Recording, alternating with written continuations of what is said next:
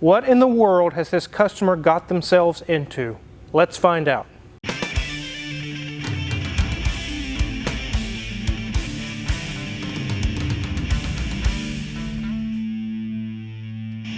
Looks like a pretty big car until you stand next to it and realize that it's just the magic of movie making or film making. It's actually a very small car. This is a 2015 Mazda Miata, or MX-5 is also what they call them. This customer just purchased it from Carvana. And the question is, how well did I do? Did I do a good job? Did I buy a good car? How is this thing going to stack up? Is it going to be a piece of junk? Does it need tons of work? This is called a post-purchase inspection. I always recommend a pre-purchase inspection before you sign on the line and hand over money. But at the same time, if you really want the car, and that is the car of your dreams, and you're going to wait years to find another one, obviously you go ahead and buy it. And then get the post-purchase inspection, which is what we're doing today, and see what is it going to need. I know it's going to need something, so what are we going to do here?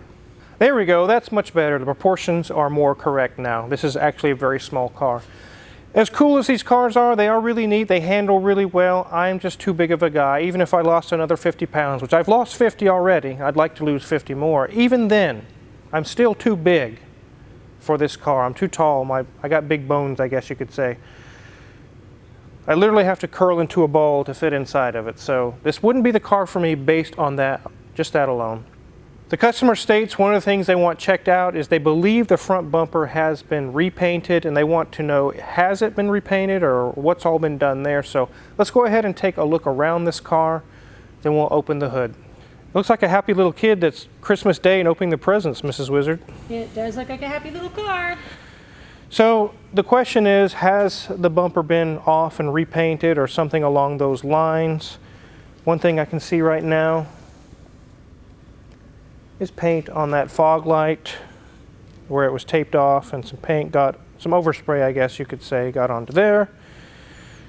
We can also see on the trim, on the actual weather stripping along here, that you can see there was a tape line and they peeled it off, and there's actually paint now on the black weather stripping. And lastly, you can see all these little dimples in the paint where it's been resanded and they didn't get it just smooth or perfect. It's not that way on the rest of the car. So the question is, has there been some issue here where it's been repainted? Absolutely. 100% it has been done. Now what happened? I don't know. I don't know the history of the car. You'd have to find the previous owner or look up Carfax or something like that. But now we can answer the question, yes, the bumper's been repainted. I don't know if the bumper's been off or wrecked or damaged, but I can tell that it's been repainted. So let's go ahead and look the rest of the car over. So as we go down this side, it has the nice black wheels, which look really good on this car. You can see it says MX-5. I don't see any serious damage or anything going on down this side, any scratches. It has kind of a pearlescent white paint. It looks really good. The top looks to be in good shape.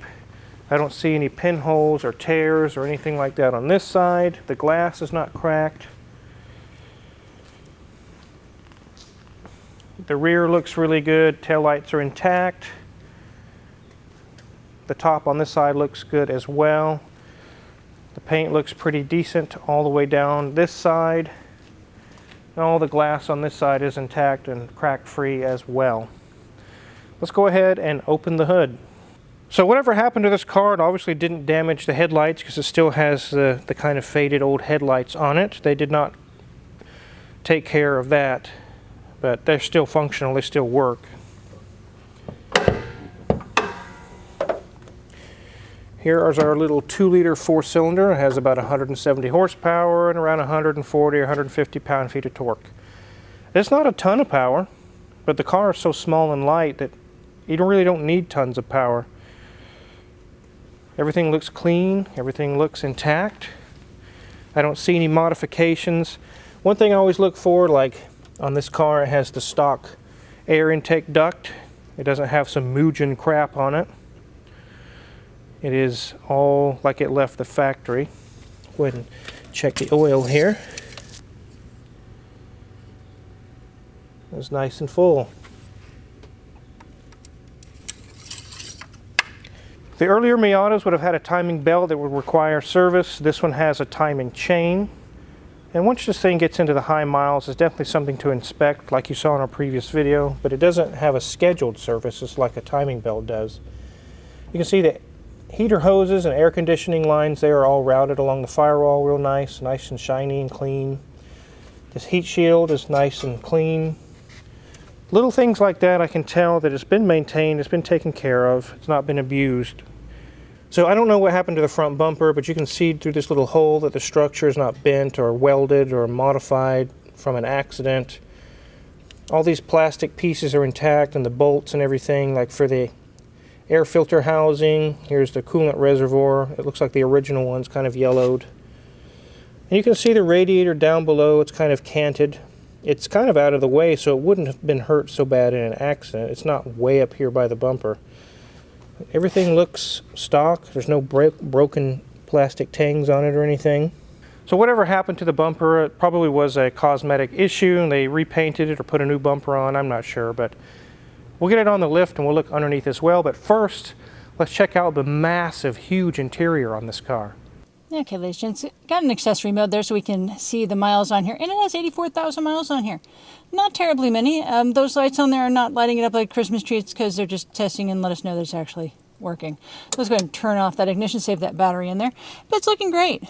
This interior is small, but it's a fun little car to drive. I was the one who pulled it off the lift and set it up for us today, and it did a great job. That's a really nice, fun plastic kind of and you can see the pearlescent maybe a little better in here, but the paint in here on this piece of plastic matches the outside. And again, we have a lovely decal for the MX-5 on there. As we scroll to our center section, you'll see just simple controls. Nothing fancy, just keep it easy because this is a fun little car. And as we scroll down, there it is. It is a 6-speed. This is a fun car. It's such a sporty little thing. It weighs nothing, and so going around those corners is a blast. As we go to our center area, we can see we've got we've got our up or down for our two windows and a fun little slide back that reveals a little hidey hole there. The seats are a nice dark charcoal with some red stitching on there, but they're in good shape. There's no rips, no tears. They've got a little bit of bolster on the side, so as you're drifting around those corners, it's easy to stay in place. Door cards are looking fabulous.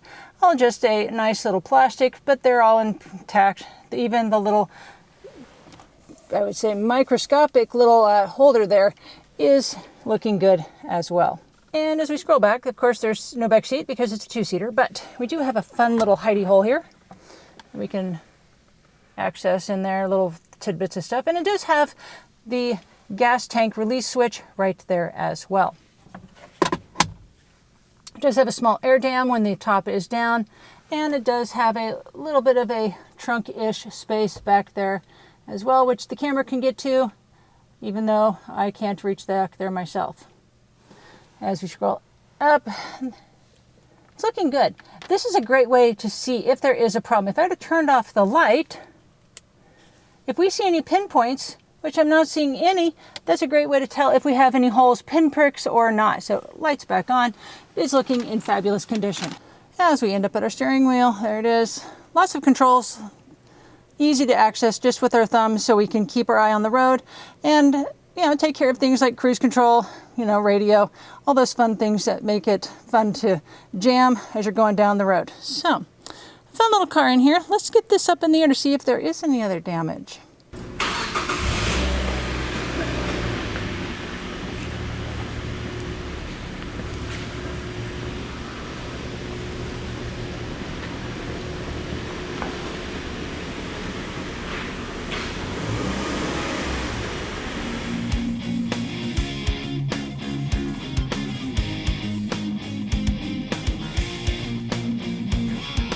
So now we have it up in the air. One thing I can see, you can see a paint line along this little chin spoiler. This is the original chin spoiler, I believe, because it has the scrapes in it. You can see it was repainted there. You can look inside and see that the radiator and condenser were not damaged or anything because they're not even that close to the bumper. On some cars they are, but on this one they are not, which is very lucky. This little trim piece looks original with all the specs and things on it from rock chips and whatnot. So very likely the plastic shell was repainted and put back on. Luckily we could see that these little tabs were not broken, being this is the original chin spoiler, and all the screws are intact. Everything looks good there. So that's a good sign. I don't see any coolant or anything leaking there. Keep in mind, we're just doing a quick inspection here for video. There will be a full-blown 2-hour inspection done off camera. You can see this bolt is loose right here and it's cross-threaded. We'll have to get that fixed up. There's one missing here and one missing here. Oil pan is all nice and dry. Everything looks good there. Brakes look good. Struts look good. Sway bar link is good. Nothing loose there. Brakes look good. Struts good. Sway bar link is good. Nothing loose there. So everything's good on the front end. The boots are nice and dry. We get back to our manual transmission. Everything's good there, nice and clean and dry, nothing leaking. It does look like something plastic at some time got caught, maybe a shopping bag or something on this cat. It actually got melted to it. It doesn't hurt the functionality of it, and it's long gone past the point where it would catch on fire or anything, but that's kind of interesting. Here we have this kind of a torque arm that's bolted to the transmission. It's kind of like an older Camaro, like a 3rd gen Camaro or something. They have those. Here's our drive shaft. Everything looks good there. Looks like they went mudding. Yeah, there's a little bit of mud there. It's like they backed into a little mud dirt clod or something. There's some here as well. Kind of interesting. Here's our resonator. Everything's intact there. Here's our little drive shaft U-joint. It's good. Here's our differential. Everything's nice and dry there. The boots are good. Go to this side and the brakes look good. The boot is good there. I do see that this shock is leaking a little bit. It's just starting. So there's that. Everything's looking good there. There's good brakes, good boot. Sway bar link here is good. This shock has a tiny bit of seepage as well. Nothing serious yet. We'll let them know about it. Here's our 1 and 2 muffler. 1 exhaust in, 2 exhaust tips out. Everything's intact there. Everything looks good. Let's check the tires, see what kind of date code they've got. So these are like in December of 2021, so those would be about 1 year old, which are still good. Everything looks pretty decent underneath. I don't see any major issues, so let's go ahead and get this thing back on the ground.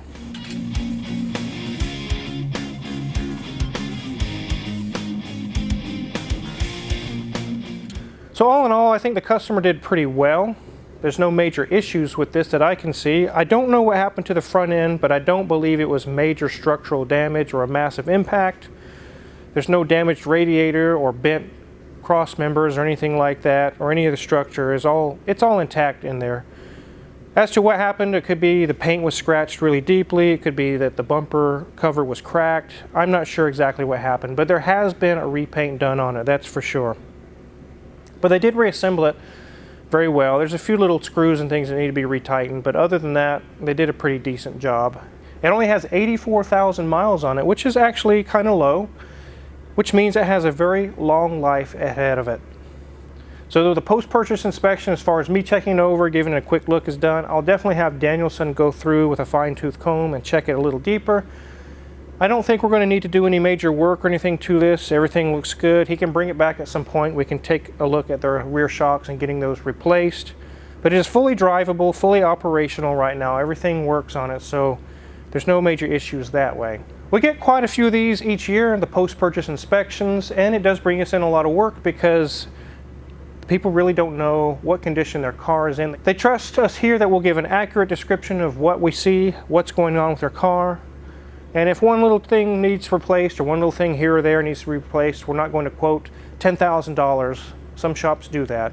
We'll just quote those two things need to be replaced. And so this customer can go ahead and pick up their car here probably later today, and they'll be on their way knowing that it's actually pretty good. So if you're curious what kind of tools we're going to use on other cars in the shop, just like the XLR that's behind me, check my Amazon affiliates link in the description below. We get a small cut and we really appreciate it. And make sure to hit the subscribe button because there's so many more cool videos to come. Thanks for watching.